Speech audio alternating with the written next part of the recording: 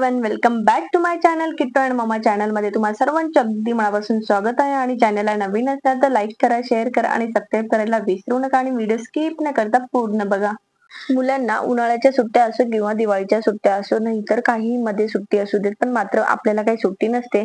तर इथे ना किटूची डॅडी गेले होते आउट स्टेशनला आणि मी ठरवलं होतं की ते जोपर्यंत घरी नाही ना तर आपण आहे ना घर एकदम अगदी सर्व चकाचक करून ठेवू, पण तसं काही झालं नाही। त्याला कारण एकच होतं, तो म्हणजे मोबाईल।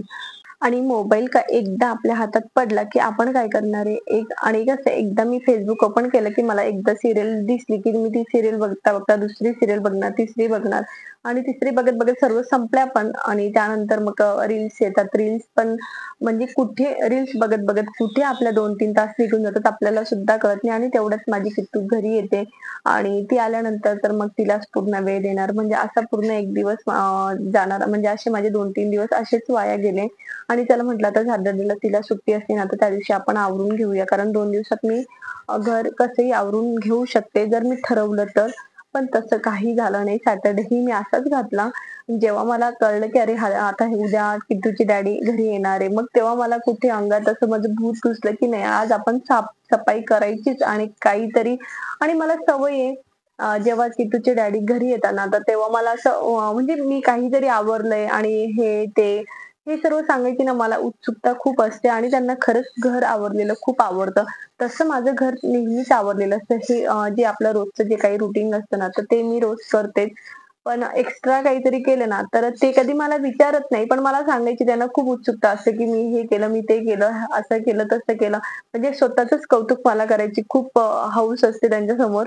पण त्या निमित्ताने का असेना माझं जे काही घर असतं ना ते एकदम छान क्लीन होऊन जात असतं आणि माझं कौतुक पण झालेलं असतं आणि म्हणजे स्वतःच मी माझं कौतुक करून घेते।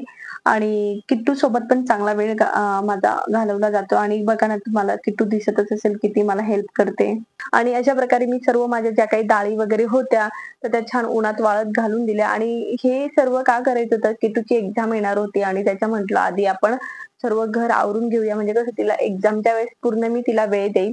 पण आठवडा मी असाच घातला आणि आता फक्त मग जे काही माझे म्हटलं चला एक एक कुठून तरी सुरुवात करूया। तर मी शेल्फ पासून सुरुवात केली आणि सर्व डाळी छान अशा क्लीन केल्या। माझ्या मठाच्या डाळीला आहे ना बरंच असं कीड लागलं होतं, तर त्या डाळीमुळे बाकी इतर डाळींना पण कीड लागत होतं। तर हे मला 2-3 दिवसापासून खटकत होतं की नाही आपण हे आधी करूया। पण 2-3 दिवस माझे तुम्हाला मी शेअर केलंच की कसे चालले गेले। तर म्हटलं चला आज तिथूनच सुरुवात करू आणि मग तेव्हा सर्व डाळी मी चाळून घेतल्या आणि मस्त उन्हात वाळत घातल्या। आणि त्यानंतर म्हटलं ज्या काही माझ्या बरण्या होत्या तर त्या सर्व धुवून घेतल्या आणि मस्त उन्हात वाळत घातल्या तोपर्यंत। आणि जोपर्यंत बरण्या वाळतायत तर काय करायचं, तर तोपर्यंत मग दुसरे मी काम काढलं, तर ते म्हणजे आपले ड्रॉवर। आणि ड्रॉवर तर सर्वात डेंजर घाण असेल ना तर आपल्या ड्रॉवरांमध्येच असते। तर इथे किट्टूचं ड्रॉवर जे आहे तर ती सारखी तिचे बुक्स काढत असते, ठेवत असते आणि कसं तरी कोंबत असते। तर तिथे भरपूर घाण होते। तर इथे ना मग मी आपल्या हाताने कितीही क्लीन केलं तरी ड्रॉवर इतके छान क्लीन होत नाही। तर व्हॅक्यूम क्लीनरच्या मदतीने हे सर्व ड्रॉवर मी क्लीन करते आणि एकदम इझिली क्लीन होतात। आणि म्हणजे जो काही आपल्याला वेळ लागतो ना तर तो हार्डली आपण काही सेकंदात ते ड्रॉवर क्लीन करतो आणि म्हणून आपल्याला जो काही वेळ लागतो तो कमी लागतो। तर हे जे काही ड्रॉवर आहे ना हे माझ्या मिररच्या खालचं ड्रॉवर आहे। तर इथे सुद्धा सारखा पसारा होतो। जेव्हा मी फर्निचर केलं ना तर तेव्हा माझ्याकडनं एक चूक झाली की जेव्हा माझ्या इंटेरियरने सांगितलं की मी त्यांना सांगितलं होतं की आपण ड्रेसिंग टेबल बनवूया, तर त्यांनी मला एवढं सांगितलं की ते थोडंसं असं अंगावर आल्यासारखं वाटेल की ते छान डिझाइन दिसणार नाही। तर मग मी पण घरी जाऊन विचार केला की नकोच करायला, नाही का, मग आपण ऍडजस्ट करून घेऊ, असं तसं करून घेऊ, मी बरोबर ऍडजस्ट करेल। पण तसं काही झालं नाही, आता मला त्याची खूप गरज पडते। कारण ज्या ड्रॉवर मध्ये खाली ठेवतो ना तर किट्टूचे हात इझिली तिथे पुरतात म्हटल्यावर तिला ती परत परत ती कुठली वस्तू काढते, मेकअपचं काढते, इकडे कर तिकडे कर, बऱ्याच गोष्टी इकडे तिकडे उथल-पुथल करून टाकत असते। तर मग तेव्हा आता मला खूप त्याची गरज पडते की नाही मी तेव्हा करायला पाहिजे होतं। तर एक निर्णय माझा खूप मोठा चुकला, कारण जी पण फर्निचरची गोष्ट आपण कुठलीही गोष्ट करा, जेव्हा सर्व कामांमध्ये जे काम होतं ना तर तेच बेटर असतं। त्याच्यानंतर आपल्याने कधी छोटे-छोटे जे काही कामं मागे राहतात तर ते काही होत नाही। तरी आता मला त्याची खूप गरज पडते की नाही बाबा तेव्हाच मी केलं असतं तर मला एवढी गरज नसती पडली, कारण मला खूप सारखे-सारखे ड्रॉवर आवरावे लागतात। आणि लहान मुलांना तुम्ही कितीही सांगा तर ते काही ऐकत नसतात आणि सारखे तिथे हातच घालतात. तर इथे बघा मी सर्व छान असं छोट्या-छोट्या जे काही वस्तू होत्या ना, तर त्या एकदम व्यवस्थित ठेवल्या आणि ज्या लागत नव्हत्या, तर त्याही मी फेकून दिल्या. आणि बऱ्याच वेळा मी मार्केटला गेली का किट्टूसाठी ही वस्तू आण, ती आण, माझ्यासाठी आण. भलेही ती मला लागत नसेल तरी पण. तर असे भरपूर वस्तू झाल्या होत्या आणि काही बिनकामी पण होत्या. तर सर्व मी असं छान फेकून दिले. तर तुम्हाला दिसलंच असेल मगाशी की किती वस्तू मी बाहेर काढलेल्या आहेत आणि हे जे सर्व ड्रॉवर मला जसं-जसं लागेल, मला रोजच्या वापरात ज्या वस्तू लागतात, तर सर्व ह्या ड्रॉवरमध्ये ठेवल्या.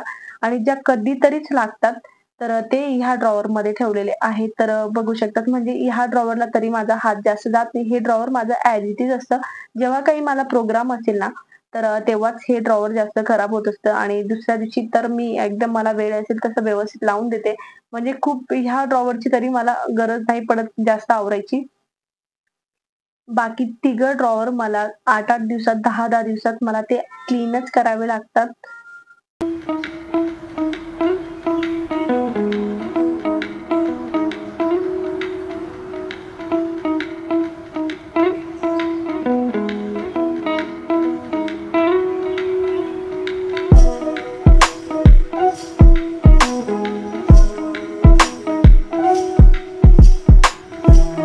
असे जे काही माझे ड्रॉवर होते, तर ते आवरत मला जवळपास संध्याकाळ झाली. संध्याकाळ म्हणण्यापेक्षा मला रात्रच झाली आणि दुपारी म्हणजे बघा ना, आपण एखादं काम हाती घेतलं, तर ते दुपटीने कसं वाढवता येईल, हेही काम आपल्याकडनं स्वतःकडनं शिकायला पाहिजे. तर माझ्याकडनं चुकून आज मी ज्या काही डाळी होत्या, ते चाळणीने चाळल्या होत्या. तर ज्या कढईत चाळली होती ना, तर ती कढई मी साईडला कुठेतरी टिपॉयवर ठेवून दिली आणि मला लक्षातच नाही, की मी ते त्यात पाणी वगैरे ओतायचं होतं. म्हणजे पाणी जर टाकलं तर किडे त्या पाण्यातच राहतात, कुठे इकडे-तिकडे जात नाही.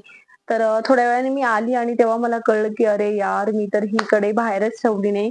तर जवळपास अर्धा ते 1 तास ती कढई तिथेच असल्यामुळे थोडेसे इकडे-तिकडे बरेच किडे झाले आणि पटकन मी तरी तेव्हा पटापट आवरलं आणि मग डबल काम असं वाढलं, की परत मला चाळून सर्व डाळी भराव्या लागल्या आणि तेव्हा मग त्या सर्व बरणींमध्ये मी सर्व चाळून मग डाळी भरल्या. तर असं सर्व माझ्या डाळी छान चाळून झालेल्या आहेत आणि डब्बे माझ्या बरण्या ज्या काही आहेत त्या पण भरून झालेल्या आहेत.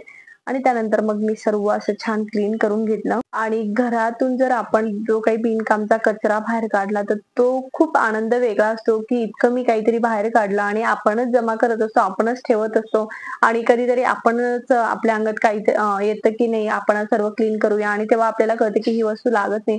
तेव्हा असं भरपूर अशा वस्तू फेकतो आणि त्यात पण ते खूप सॅटिस्फॅक्शन असतं, की अरे बापरे!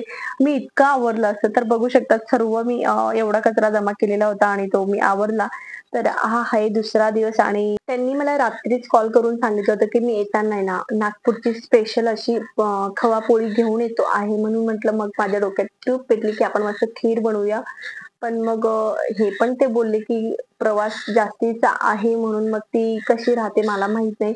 म्हणून म्हटलं नको, रिस्क नको घ्यायला. तर त्यासाठी मस्त मी खीर बनवली, मस्त पुरीचा बेत केला.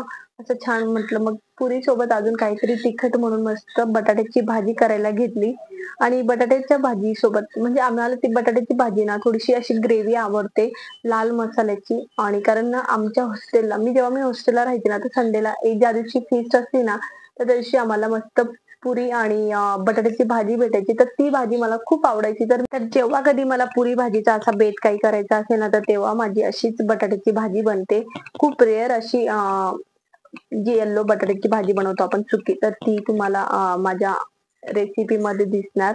म्हणजे ती कधीतरी किटूच्या टिफिनला वगैरे बनते आणि जर बनवली पुरी सोबत, तर त्यासोबत रस असेल आंब्याचा, तर तेव्हाच कधीतरी सुकी मी ती भाजी बनवते. नाहीतर अदर वेळेस मी अशीच बटाट्याची मस्त ग्रेव्हीवाली भाजी बनवते.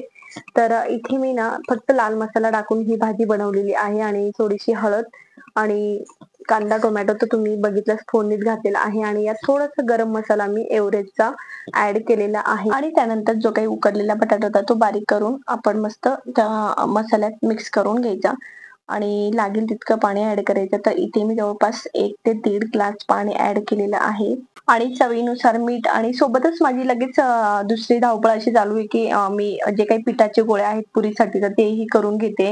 म्हणजे जितकं काम मला पटपट करता येईल तितकं मी करेल आणि आता जो काही माझा व्हिडिओ घेतलाय ना तो यांनी म्हणजे आमच्या अहोंनी घेतलेला आहे आणि कसं आहे म्हणजे जेव्हा मला घाई असेल ना, कारण त्यांना जायचंय जॉबवर म्हणून मग मी पटकन काम करते. तर म्हटलं मला एवढा सेटअप लावण्यापेक्षा ना तुम्ही हेल्प करणार का? लगेच हेल्प करतात ते. माझ्यासोबत मस्त छान असे गप्पा पण मारतात आणि जेव्हा मी असं स्वयंपाक करत असते आणि ते गप्पा मारतात ना, तेव्हा माझा स्वयंपाक पण असा पटकन होतो आणि कंटाळा पण येत नाही मला.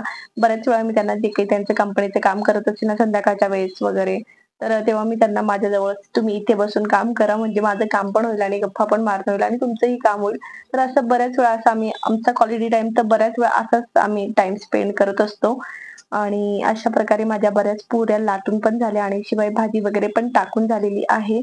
आणि किटूला आवडतात त्या म्हणजे आळूचे पानं असतात ना, तर त्या आळूच्या पानांची भजी आवडतात. तर ते पण मी आज बनवणार आहे. म्हणजे आज प्रत्येकाच्या आवडीचा मेनू बनवलेला आहे. तर गोड यांना आवडतं, किटूच्या डॅडींना. तिखट मला आवडतं आणि किटूला आवडतात ते म्हणजे आळूच्या पानांची भजे. तर असं प्रत्येकाचं छान मेनू बनवलेला आहे आणि तुम्हाला वाटत असेल की एवढं एकाच वेळेसाठी तर हा जो काही मेनू आहे ना, हा दोघं टाईम मी यूज करणार आहे. म्हणजे कसं संध्याकाळी आपल्याला स्वयंपाकाला मस्त सुट्टी म्हणजे आपण आजचा दिवस पूर्ण असा आरामात काढू. तर असंच मी जेव्हा कधी संडे वगैरे असेल ना, तर दोघं वेळचा स्वयंपाक मी एकाच वेळेस बनवते. स्पेशल बनवलाय ना, म्हणजे तुम्ही दोघं वेळेस खा बस असंच असतं माझं. आणि असं बऱ्याच लेडीज सुद्धा करत असणार, की दोघं वेळचा स्वयंपाक एकाच वेळेस. तर म्हणजे कसं संध्याकाळी मस्त आपल्याला स्वयंपाकाला सुट्टी असते आणि ही आहे खव्याची पोळी. तर खूप व्यवस्थित राहिली म्हणून मग मी म्हटलं चला गरम करून घेते. तर त्यांनी आणलेल्या त्या 2 पोळ्या.